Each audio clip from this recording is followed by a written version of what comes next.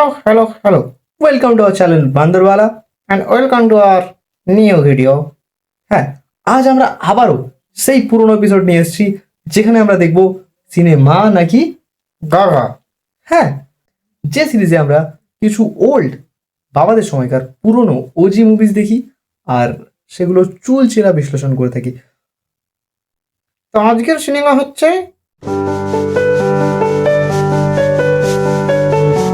So let's start. बंदरवाला शुरू हो धमाका।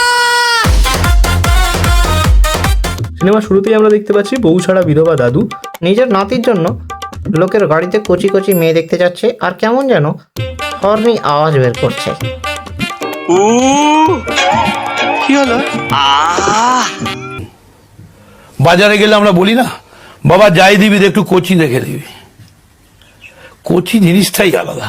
কিন্তু নায়িকা বলো যুবা কেশরী বলায় নায়ক নাতি বাড়ির দেওয়ালে ও নিজের পুরুষাঙ্গ লাল হয়ে যাওয়ার ভয়ে বিয়ে ভেঙে ফেলে এবং সিংহায় এন্ট্রি হয় ময়নার, যাকে দেখে লাঠি ছাড়া দাঁড়াতে না পারা দাদুরা, যুবসাথীর ভাতা না পাওয়া গরিব বাচ্চারা এবং কিছু ইস্ট বেঙ্গলের সাপোর্টার নাচতে শুরু করে দেয়। দিদি নাম্বার ওয়ানের গিফট পাওয়ার আশায় লোহে নায়কও গান গেয়ে পটিয়ে নেয় ময়নাকে। কিন্তু লাল পাঞ্জাবি পরে থাকা সত্ত্বেও নায়িকা এই রেড ফ্ল্যাগকে চিনতে পারেনি, যদিও নায়িকা কট্টর গ্রিন ফ্ল্যাগ ভাই। এরপর ময়না চুল ছিঁড়ে চুড়ি বেঁধে চলে যায়। সেই রাতে দুজনারই ঘুম আসে না, তাই মতি ময়নার জানলায় এসে জঙ্গলে গিয়ে ফিজিক্যাল হওয়ার প্রস্তাব দেয়। কাল রাতে তুমি আমার সঙ্গে বাগানে দেখা করবে। তা কি করে হয়?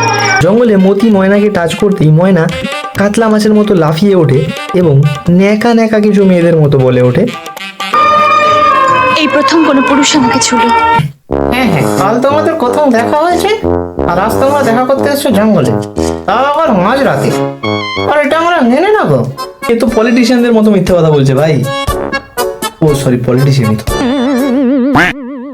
এদিকে নায়ক কবিতার ভঙ্গিতে দুটো ছড়া কেটে ওদো যাওয়ার ইঙ্গিত করতে থাকে। তারপর জড়িয়ে ধরে কিছু একটা উঁচু ফিল হতেই লজ্জায় পালিয়ে যায়।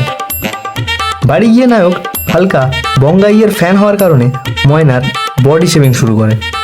মুক্তোর মতো দাঁত, দুধে আলতা গায়ের রং, পদ্ম ফুলের মতো দৃষ্টি। পদ্ম ফুল? হ্যাট, জোড়া ফুল বলো।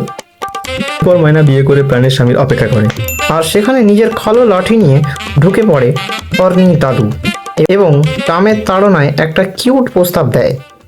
আরে মতির যেটা বিয়ে হয়েছে সেটা তো লোক দেখানো, আসল মজা তো করবো আমি। এটা বলার পরেই হাত ধরে টানতে শুরু করে ময়নার। হঠাৎ সেখানে মতি এসে বলে, ওই যে ওখানে ক্যামেরার দাদু প্র্যাঙ্ক করছে, ফ্যামিলি ব্লগে এগুলোই চলে এখন। তাই দুটো ফলোয়ারের লোভে ময়নাও জড়িয়ে ধরে দাদুকে। সারা রাত আনন্দের বহিঃপ্রকাশ করার পরেও সকালে উঠে আবার মতির পুলক জাগে। অনেক ডাকার পরে ময়না বাইরে গিয়ে দেখে মতির বন্ধু বিয়ার হাতে আইপিএল দেখতে এসছে। ময়নাকে দেখার পর মতির বন্ধু বলে, আমার জীবনে দেখা শ্রেষ্ঠ সুন্দরী। হ্যাঁ কি এই ধরনের ঠার্কি বন্ধুর থেকে আপনার গার্লফ্রেন্ডকে প্লিজ দূরে রাখুন, নাহলে আপনি বন্ধু হয়ে শুধু র চা খাবেন আর আপনার বন্ধু দুধ চা। বাড়ি গিয়ে ঠার্কি বন্ধু ময়নার কথা ভেবে দোল খেতে শুরু করে। পরের দিন সকালে মতি মাঝিকে 100 টাকা দিয়ে নৌকার মধ্যে লুডো খেলতে খেলতে শ্বশুর বাড়ি যায়। ঠার্কি বন্ধু বিজেপির ভোটে জিতে গিয়ে বাজরং দল লেলিয়ে দেয়। এত গরমে মারপিট দেখে ময়না জলের তলায় একটু ঘুমিয়ে নেয়।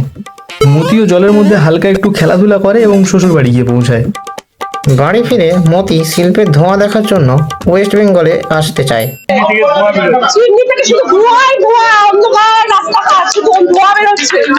ঘরের সুতোর অভাবে ময়না বাল ছিঁড়ে রুমাল সেলাই করে।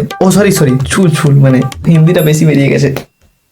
মতি চলে যেতেই ময়না দাদুর যত্নে প্রেগনেন্ট হয়ে যায়। কিছু বছর পর মতি বাড়ি ফেরে এবং ছেলে বড় হয়। এরপর ময়না দুলালদার ঘুষ দেওয়া চাকরি চলে যায়। দুলালদা গ্রামে আসে এবং মতির সঙ্গে ব্যবসায় জয়েন করে আর গ্রামের মেয়েদের স্নান করা দেখতে থাকে। এবং ফেসবুকে গাছ লাগান পোস্টে হাহা রিয়াক্ট দেওয়া সেই দুলালদাই গাছকে লাগাতে থাকে। এদিকে ঠার্কি বন্ধু দুলালদাকে এক বিশেষ জিনিস আনতে পাঠায়। 50 টাকা তুমি মাল নিয়ে ফেরবার সময় আমার জন্য গাঁজা নিয়ে আসবে। এরপর সেই ঠার্কি বন্ধু বিশ্বাসঘাতকের রূপ নেয় এবং দুলালদাকে নিজেই ফাঁসিয়ে দেয়।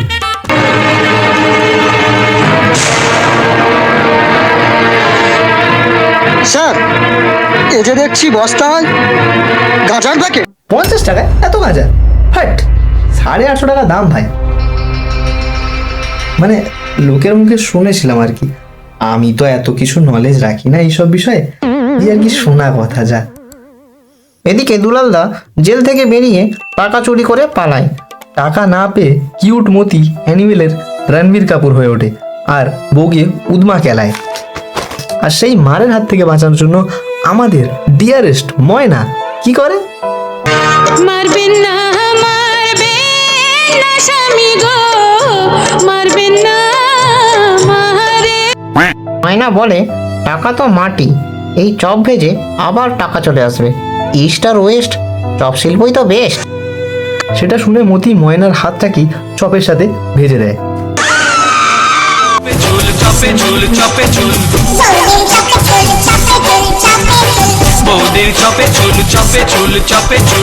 এদিকে নায়ক মতি ছেলের জন্য বিস্কুট পাঠালে ঠার্কি বন্ধু তাতে বিষ মিশিয়ে দেয়। বিষ খেয়ে ছেলের হালকা গ্যাস হয় এবং গ্যাসে গলা জ্বালা করতে থাকে। ছেলের গ্যাস মাথায় উঠে সে পটল তোলে। মতি এরপর ছেলে মারা যাওয়া দুঃখে দাদুকে এমন ঝাঁকায় দাদুর পড়ে যায়, মানে উইকেট।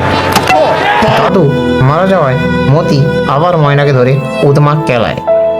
এবং ভোটের সিজন হওয়ায় ময়নার পিঠে ব্লেড দিয়ে লাল ফিরছে লিখে দেয়। কিন্তু কিছুদিন পর হঠাৎ মতি নিচের গতি পাল্টে হঠাৎ ভালো পতি সেজে ঘরে আসে, তাও আবার বাজার নিয়ে। এরপর দাদু ও ছেলের সাধ্য ফুড ব্লগ কিভাবে করতে হয় এটা ওরাই স্টার্ট করে। ভালো ইনকাম হলে দুজন মিলে আবার নৌকার মাঝিকে 100 টাকা দিয়ে নতুন বাচ্চা নেওয়ার প্ল্যান করে। নৌকায় যেতে যেতে হঠাৎ মতি আবার পুরনো লুকে ফিরে আসে আর বলে ওঠে, ময়না গো, ও মোর ময়না গো, এবার তোমায় আমি মারবো গো। গান শেষ করে ময়নাকে বলি দেওয়ার জন্য একটা রাম দা বের করে। তখনই হঠাৎ ঠার্কি বন্ধু চলে আসে আর বলে, হে হে বন্ধু মারছো কেন, আমাকে দাও। আর ময়নাকে বলে,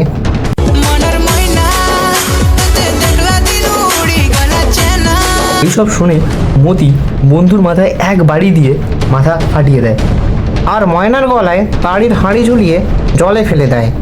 তখনই ঠার্কি বন্ধু হঠাৎ অ্যাকুয়াম্যান সেজে জল থেকে উঠে আসে এবং বলে, ময়না নির্দোষ, আমারই সব দোষ। এইসব নকল সত্য শুনে মতি বন্ধুকে এক কোপ মেরে বলে, যা ভাই। তারপর ময়নাকে বাঁচাতে একটা রাপচিক গান ধরে এবং নদীতে ঝাঁপ দেয় মতি। ওরে ও ময়না তোকে ভালোবেসেছি, ইমিটেশনের কত গয়না দিয়েছি। এবং নদীতে ঝাঁপ দিয়ে এক ঢোক তাড়ি খেয়ে বাঁচিয়ে ফেলে ময়নাকে। এত মানুষকে একসাথে মরে যেতে দেখে দুজনে খুশিতে পাগলের মতো নাচতে থাকে এবং সিনেমা এখানেই শেষ হয়। তো এই সিনেমা দেখার পর আমরা যেগুলো জানতে পারি সেগুলো হচ্ছে, আর কি বন্ধু থাকলে তাদেরকে গার্লফ্রেন্ডের সাথে দেখা করাবেন না। হ্যাঁ, আর সাধ্য বাড়িতে ফুড ব্লগের রিচুয়াল এই সব সিনেমা থেকেই আবিষ্কৃত। তো গাইস আজকের ভিডিও এতটাই, দেখা হচ্ছে নেক্সট ভিডিওতে। হ্যাঁ, আর ততদিনের জন্য ভালো থাকবেন, সুস্থ থাকবেন, বাই।